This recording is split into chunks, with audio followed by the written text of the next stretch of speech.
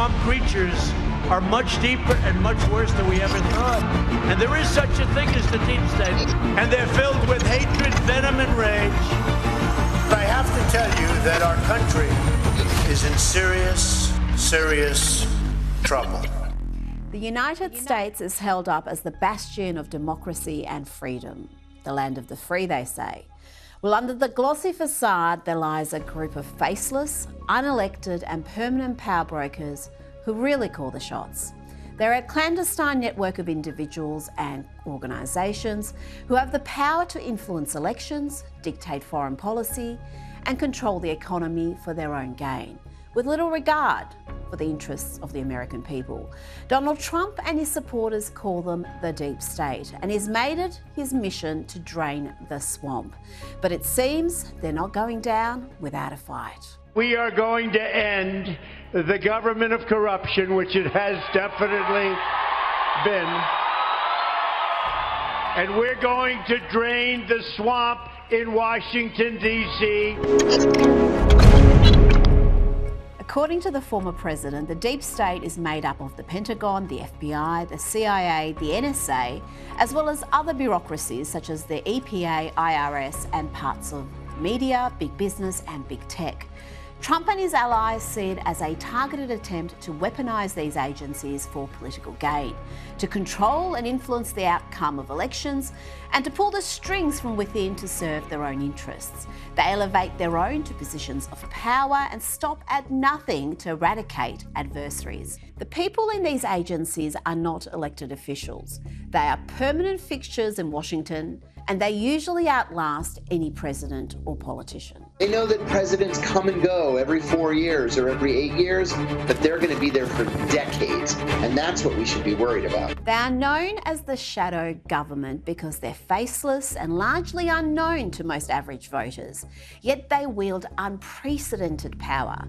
The concept of a deep state or shadow government was first seen in Turkey towards the end of the 20th century.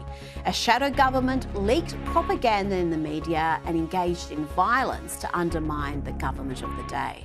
The clear example of that simply would be, you could be elected into government, but not necessarily governing the country, which is what the deep state would expect you to do. And this has been somewhat practiced in Turkey quite a long time, where you had the staunch character of a state and its bureaucrats or its elements have controlled a daily business of the government, even though you had elected governments in place.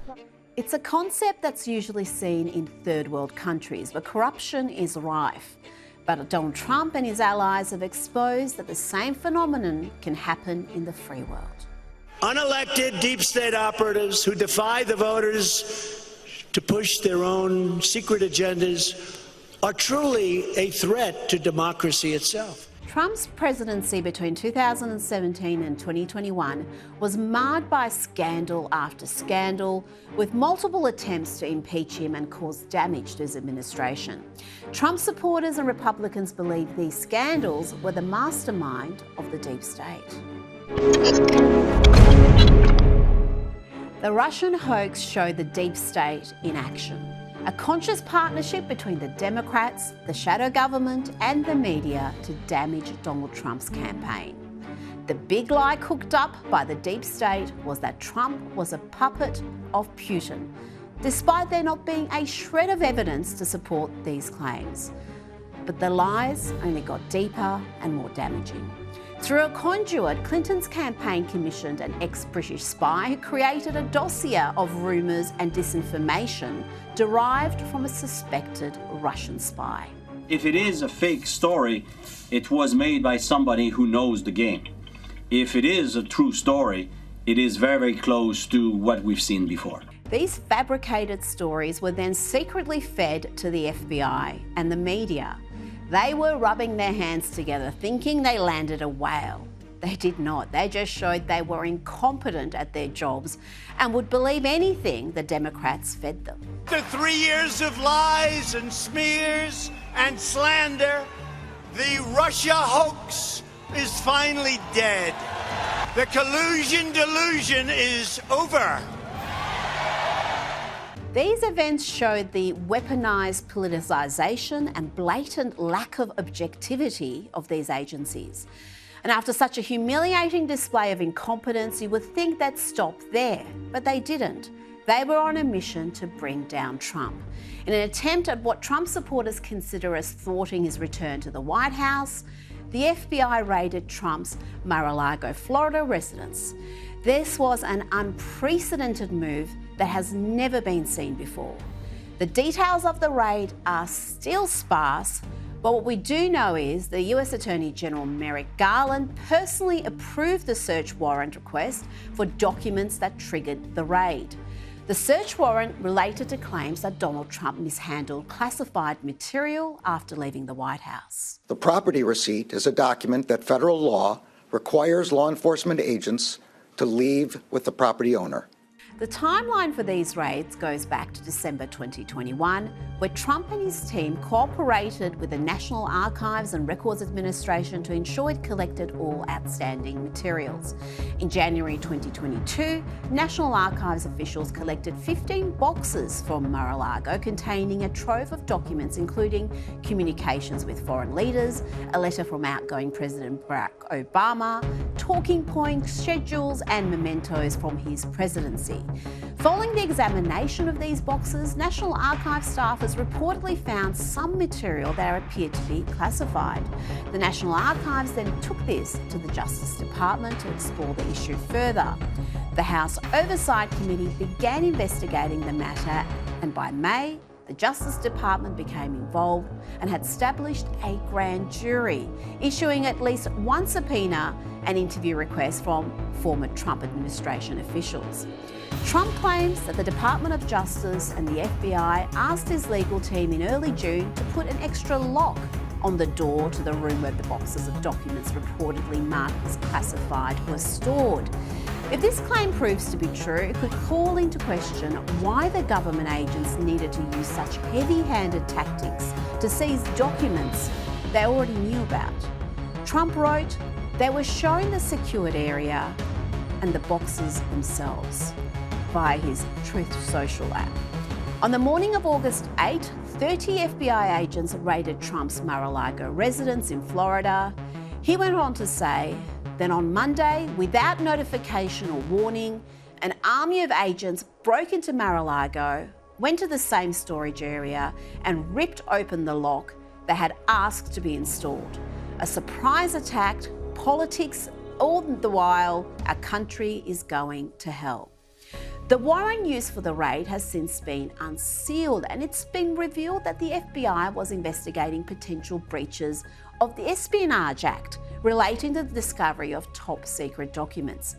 At best, this was a phishing exercise. At worst, it was a deliberate attack against the rule of law.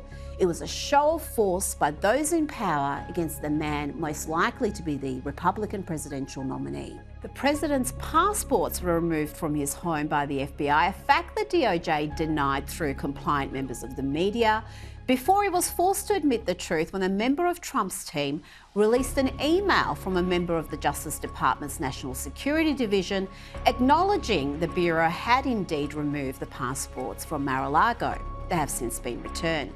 In another unprecedented move, Trump claims the FBI didn't allow his lawyers to be present during the raid. Trump has suggested that the FBI may have planted evidence. US Attorney General Merrick Garland has since come out against these claims, saying Trump's attorneys could stay on the site.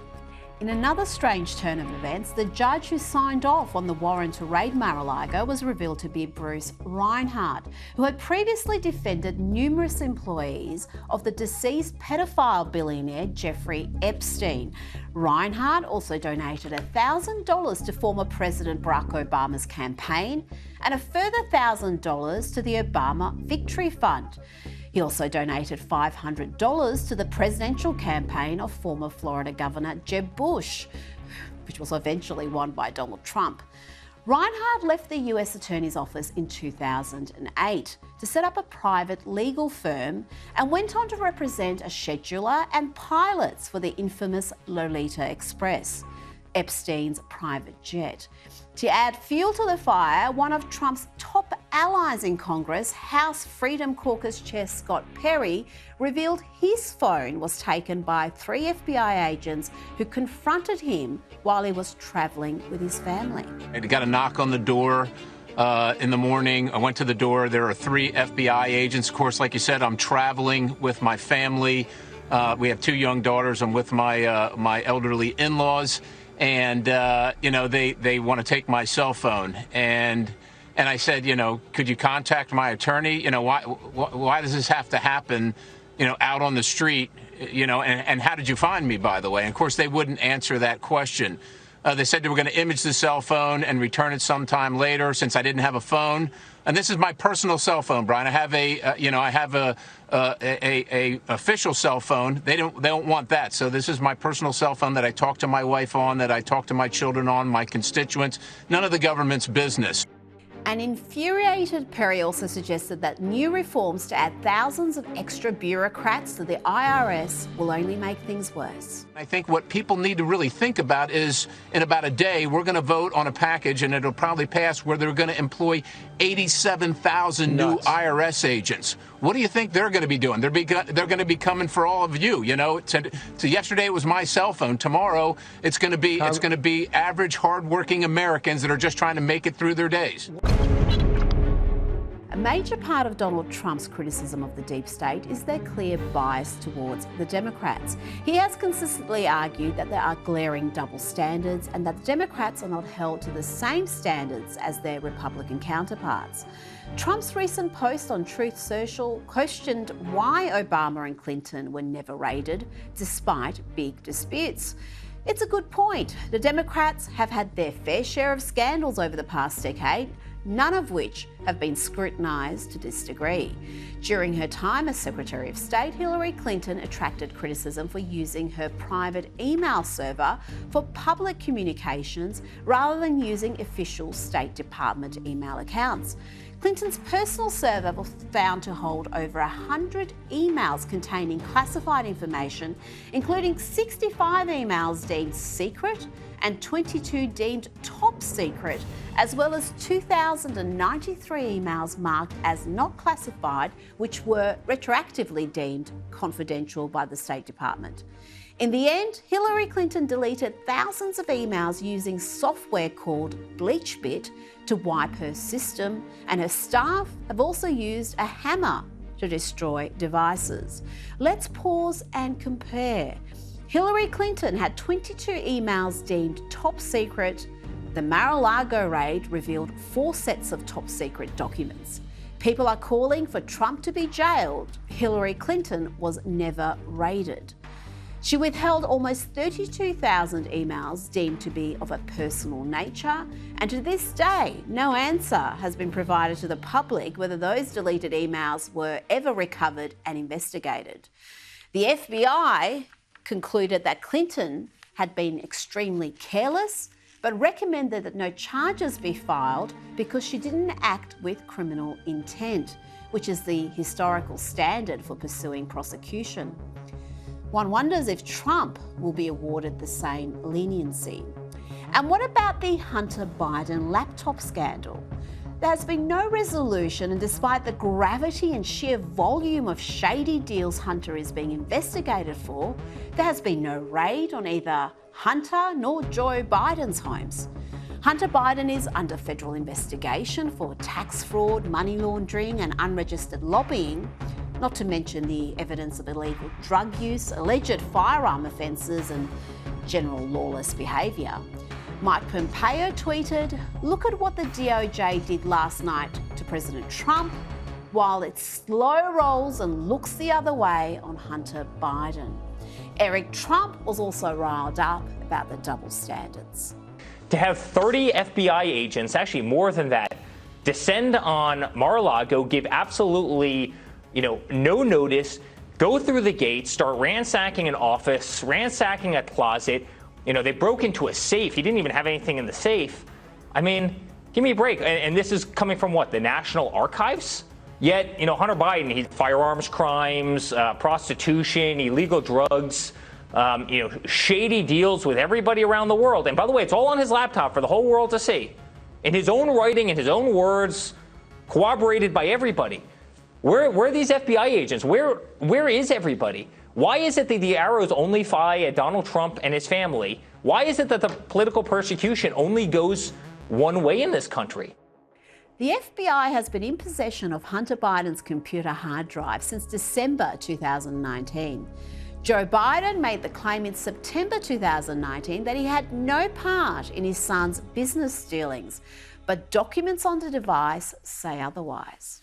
Have you ever spoken to your son about his overseas business dealings? I've never spoken to my son about his overseas business dealings. One of Hunter Biden's former business partners, James Gillard, was the driving force behind Hunter and his uncle Jim Biden's planned multi-million-dollar deal with Chinese energy company CEFC. In an email to Hunter, Jim and other partners on May 13, 2017, Gillard outlined an equity breakdown in which 10% of the lucrative CEFC joint venture would be held by Hunter for the big guy. Another partner in the deal, Tony Babalunsky, confirmed the big guy referenced in the emails was in fact Joe Biden. James Gillard also instructed Babalunsky in May 20, 2017, don't mention Joe being involved. It's only when you are face to face. I know you know that, but they are paranoid. On the WhatsApp encrypted messaging service. In addition, Hunter Biden was involved in a 2018 project by Burisma Holdings to export grain from Ukraine to China. Former CIA officer Joseph Kofod Black signed off on the project. The revelation of Hunter's ties to the venture came a month after his father's administration accused China of stockpiling wheat amid a global food crisis fueled by Russia's invasion of Ukraine. President Biden had predicted in March that the war would upend global wheat supplies since Russia and Ukraine jointly account for about a fourth of the world's wheat exports. These dealings were investigated by the FBI, but to this day, it seems like they followed the same path as Hillary's investigations. They were swept under the rug. Jeffrey Epstein's crimes against children were first reported to the FBI in 1996, but didn't come under proper investigation until 2005 by the Palm Beach Police Department. Palm Beach State Attorney Barry Krishna snatched the case from the Palm Beach Police Department and introduced a grand jury to investigate the child abuse. Alexander Acosta, the United States Attorney for the Southern District of Florida, said, I was told Epstein belonged to intelligence and to leave it alone. Although the term grand jury sounds serious and official, it's often flawed. Unlike a standard trial, a grand jury proceeding is cloaked in secrecy and not open to the public, with the identity of the witnesses and the testimony kept secret. The special prosecutor calls the witnesses, questions the witnesses, and then selects the evidence that is shown to the jurors. This leaves the whole process open to manipulation from the prosecutor. Though the Palm Beach Police Department had the statements of 5 Epstein victims and was aware of many others, Krishna recalled only one of Epstein's numerous victims to testify before the grand jury, despite having access to many more. The grand jury ultimately indicted Epstein on one count of soliciting adult prostitution. The prosecutors cited conflicting accounts by victims as a rationale for not indicting Epstein on a single count of child abuse.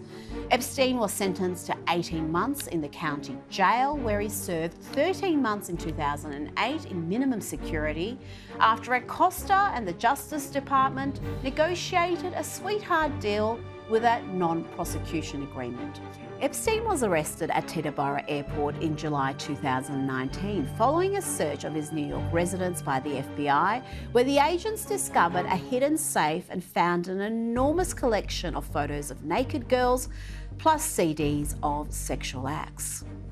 Today, we announce the unsealing of sex trafficking charges against Jeffrey Epstein. The charges allege that Epstein sexually abused young girls by enticing them to engage in sex acts for money. Epstein was arrested this past Saturday evening at Teterboro Airport aboard his private jet that had just landed from Paris, France. Epstein was taken to the Metropolitan Correctional Center in Manhattan, and later today He will be presented before Magistrate Judge Pittman and later a conference before District Court Judge Berman. The FBI were doing their job, so we all thought. But the agents left Epstein's residence, abandoning the photos and CDs with Epstein's employees, free to wander about the place. As Kelly Maguire, FBI special agent in charge of the search, explained during Maxwell's trial, they only had a warrant to search the house, but not to remove evidence. Evidence at the heart of the entire sex trafficking scheme. And then the CDs and photographs disappeared. Epstein allegedly committed suicide on August 10, 2019.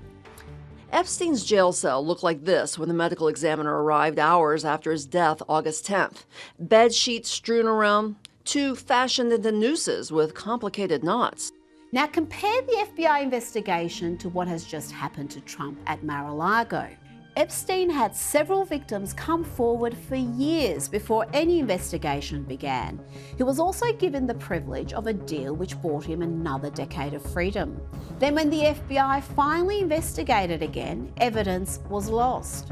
Epstein's staff were allowed to be present whilst the search of his residence took place, and his associates were not questioned extensively. Comparatively, Trump wasn't awarded any privileges given to a pedophile and sex trafficker over the archiving of documents. Republicans and critics of the FBI, CIA and other organisations known as the Deep State say they have been weaponised in modern politics. Trump's antidote to this is what he refers to as Schedule F. Trump enacted Schedule F late into his presidency, but it was scrapped once President Biden was elected to office. If re-elected in 2024, Donald Trump is reportedly planning on re-implementing Schedule F. A criticism of the current system that Trump flagged was that it's near impossible to fire deep state bureaucrats. To drain the swamp and root out the deep state, we need to make it much easier to fire rogue bureaucrats who are deliberately undermining democracy, or at a minimum, just want to keep their jobs. They want to hold on to their jobs. Congress should pass historic reforms empowering the president to ensure that any bureaucrat who is corrupt, incompetent, or unnecessary for the job can be told, did you ever hear this? You're fired, get out, you're fired. Trump has kept his intentions of running in the 2024 election a secret so far, but it seems the Mar-a-Lago raid has motivated him to make up his mind in favour of running. I talked to the president just about an hour ago with Henry. And one thing I can tell you is that I believed he was going to run before. I'm stronger in my belief now. With many commentators saying the raid has been a gift for Trump. There's no question that the Mar-a-Lago raid has lit a fire under Trump and his conservative base. His resolve to return to the White House and drain the swamp is stronger than ever, and the deep state are rattled.